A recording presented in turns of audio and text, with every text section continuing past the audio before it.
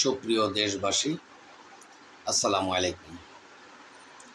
সকল পিতামাতা এবং সকল শিক্ষার্থীদের অভিভাবকদের দৃষ্টি আকর্ষণ করে বলছি,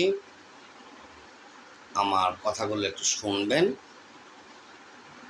তারপর আপনারা সিদ্ধান্ত নেবেন আমি কি কথাগুলো ভুল বললাম না সঠিক বললাম। গত 2-3 দিন যাবৎ সারা বাংলাদেশে ছাত্র ছাত্রী অছাত্র এরা যা করলেন এটা অবশ্যই একটা দুঃখজনক ঘটনা, কিন্তু এতে ছোট্ট একটা ব্যাপার নিয়ে তৃতীয় পক্ষ সুযোগ নিলেন। ছাত্রলীগ, ছাত্র শিবির সরকারকে একটা সমালোচনায় ফেলার জন্য তারা অক্লান্ত পরিশ্রম করেছেন, কিন্তু তারা সেই পরিশ্রমে সফলতা পায়নি এবং ফেসবুকে, হোয়াটসঅ্যাপে, মেসেঞ্জারে, নেটে অনেকেই নানান ধরনের কটূক্তিমূলক, অসৌজন্যমূলক, অসম্মানমূলক কথাবার্তা বলেছেন, কিন্তু ডক্টর আ.ফ.ম. এহসানুল হক মিলন, সাবেক সফল শিক্ষামন্ত্রী, উনি একজন ভদ্র, স্মার্ট, ব্রেনি লোক। হয়তো উনি মানুষ মাত্রই ভুল, উনি হয়তো ছোট্ট একটা কথা বলছেন, সেটাকে নিয়ে সারা বাংলাদেশে যা করলেন ছাত্রলীগ, জামাত শিবির, বস্তির ছেলে মেয়ে এরা যেভাবে স্কুল ড্রেস পরে রাস্তায় বেরোলেন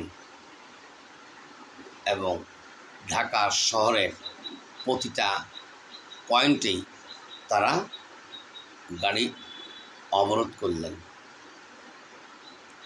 এটা কারোই কাম্য ছিল না।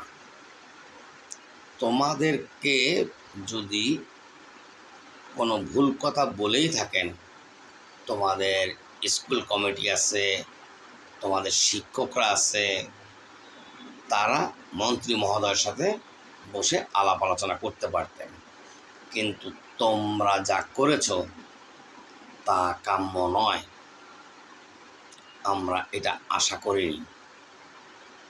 একটা বাস্তব প্রমাণ আমি ইসিবি চত্বর দিয়ে যেতেছিলাম, তখন দেখলাম 3-4টা অ্যাম্বুলেন্সে ইমার্জেন্সি রুগী, দ্রুত তাদেরকে হাসপাতাল নিতে হবে, কিন্তু তাদের এই অবরোধের কারণে অ্যাম্বুলেন্সগুলো যেতে পারেনি। এবং ইসিবি চত্বর একটা ট্যাঙ্ক রাখা আছে, ওটার উপরে যে ছেলেফেলেগুলা লাফালাফি করছিল তাদেরকে ছাত্র মনে হয়নি, তারা স্টুডেন্ট ছিল না। আমি একটা ছেলেকে জিজ্ঞেস করলাম, তুমি কোথায় পড়ো? পড়ি এক জায়গায়। যখন উত্তর হলো, তার গায়ে স্কুল ড্রেস ছিল না, একটা হাফ প্যান্ট পরা আর একটা ময়লা শার্ট পরা ছিল, কিন্তু একটা গাড়িকে ধরে তারা যেভাবে আচরণ করলো, লাস্ট ড্রাইভার তার কাছে হাত জোর করে মাপ চাইল যে বাবা আমি 1 ইঞ্চিও আর গাড়িটা আগে বাড়াবো না, আমি এখানেই গাড়িটা বন্ধ করে দিলাম। এটা অত্যন্ত দুঃখজনক। এই ছোট্ট একটা কথার জন্য আওয়ামী লীগ, জামাত ইসলাম ইস্যু পায় না। তার কারণ তারেক রহমান গণপ্রজাতন্ত্রী বাংলাদেশ সরকারের মাননীয় প্রধানমন্ত্রী বিচক্ষণ ব্যক্তি, উনি যখন তখন উল্টাপাল্টা কোনো সিদ্ধান্ত নেন না। ডক্টর আফম এহসানুল হক মিলন একজন ভদ্র, স্মার্ট, সুমিষ্টিভাষী একজন ব্যক্তি। উনি খুব স্পষ্টভাবে টকশোতে যেরকম কথা বলেন, সংসদে ঠিক ওই রকম কথা বলেন। উনি একজন ডক্টর। উনি কখনোই কোনো স্টুডেন্টদের অমঙ্গল কামনা করতে পারেন না। তারপর আরও কিছু পোস্ট দেখলাম অনেক সত্যিকারের ছাত্রছাত্রী তারা বললেন যে এটা যারা করছে তারা উচিত করেনি। উনি আমাদের ভালোই চেয়েছেন, উনি আমাদেরকে লেখাপড়া কীভাবে এগিয়ে নিয়ে যেতে হবে সেই ব্যাপারে আমাদেরকে উনি সিদ্ধান্ত দিতেন, ডিসিশন দিতেন। কিন্তু যত কথাই যারাই তুললেন, মাননীয় প্রধানমন্ত্রী খুব বিচক্ষণ ব্যক্তি। উনি খুব সুন্দর মতো ঘটনাটা অবজারভেশন করলেন, আসলে কী হতে যাচ্ছে, কারা করছে, কি করতে যাচ্ছে।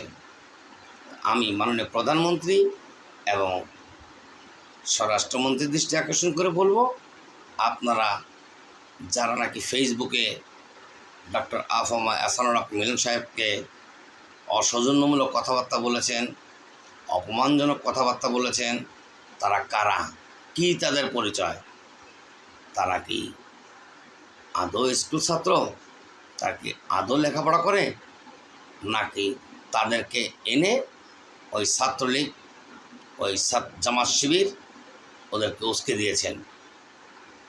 কিন্তু পাবলিকও বুঝে গেছেন কোথা থেকে কি হয়েছে। এ পর্যন্ত তো কোনো বুদ্ধিজীবী, কোনো রাজনীতিবিদ কেউ কোনো বাজে মন্তব্য করেননি। তাহলে ঘোলা পানিতে মাছ শিকার করার চেষ্টা করেছে। আমি অভিভাবকদের এবং পিতামাতাদের দৃষ্টি আকর্ষণ করে বলবো, আপনার সন্তান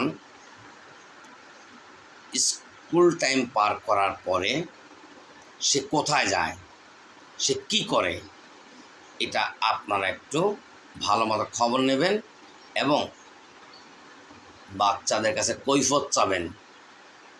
তোমার স্কুল ছুটি হয়েছে কয়টায়, তুমি এখন বাসায় ফিরেছ কয়টায়, কোথায় গিয়েছিলে।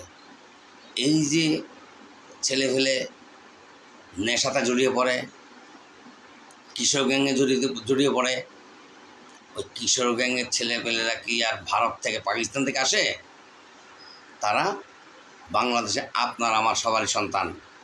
অতএব সন্তানদের দৃষ্টি রাখেন, কোনো সন্তান খারাপ পথে যাবে না। আর অতিরিক্ত কোনো বাচ্চাদেরকে একটি টাকাও দেবেন না। শুধুমাত্র বাসা থেকে যদি স্কুলে যেতে যেই রিক্সা ভাড়া লাগে, বাস ভাড়া লাগে, সেটা গুনে দিবেন, অতিরিক্ত একটি টাকাও দেবেন না। তাতে আপনার সন্তান খারাপ কাজে লিপ্ত হতে পারবে না। আমি আবারও অনুরোধ করব, আপনারা গার্ডিয়ানরা, পিতামাতারা আপনাদের সন্তানদেরকে একটু বেশি টেক কেয়ার করুন, একটু খেয়াল রাখুন।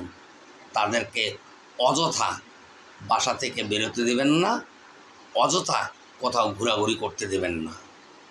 তারা সঙ্গদোষে অঙ্গ নষ্ট, তারা খারাপ ছেলেদের সাথে মিশবে, তারা খারাপ কাজ করবে। এই যে একটা ঘটনা দেখলাম, একটা বৃদ্ধ লোকরে কীভাবে ছেলেরা, এই বাচ্চারা এসে লাথি মারতেছে, কার সন্তান এটা? আমার প্রশ্ন ওই সন্তানের পিতামাতার কাছে, কেমন সন্তান জন্ম দিয়েছেন আপনারা, কি শিক্ষা দিয়েছেন, কতটুকু খেয়াল রেখেছেন নিজের সন্তানের প্রতি? ওখানে যদি আপনি হতেন কেমন লাগতো ব্যাপারটা? কিন্তু একজন গরিব মানুষ, তাকে তারা লাথি মারলেন, ফ্লাইং কিক মারলেন, এটা আমরা কামনা করি না। মনে রাখবেন, এ দেশ সুন্দরভাবে পরিচালনা করার জন্য মাননীয় প্রধানমন্ত্রী দৃঢ় প্রতিজ্ঞ এবং উনি কাউকে ছাড় দেবেন না। মাননীয় স্বরাষ্ট্রমন্ত্রী, আপনি ওই ভিডিও ফুটেজগুলো দেখে এদেরকে ফাইন্ড আউট করুন, এরা কারা, কী তাদের পরিচয়, তার বাবা মা কী করে, তার ফ্যামিলির ব্যাকগ্রাউন্ড কী, এগুলো তদন্ত করে অতীব জরুরি ব্যবস্থা নেবেন। আপনাকে সারা বাংলাদেশের জনগণ ধন্যবাদ জানাবে। আমরা এই অপদার্থ ছেলেদের মুখোশ উন্মোচন করতে পারবো। এদেরকে কারা ব্যবহার করেছেন, এরা কার ইন্ধনে রাস্তায় নেমেছেন। দয়া করে প্রধানমন্ত্রী এবং মাননীয় স্বরাষ্ট্রমন্ত্রী ব্যাপারটি ভালো মতো খতিয়ে দেখবেন এবং দ্রুত আইনানুগ ব্যবস্থা গ্রহণ করবেন। সকলকে ধন্যবাদ। বাংলাদেশ জিন্দাবাদ।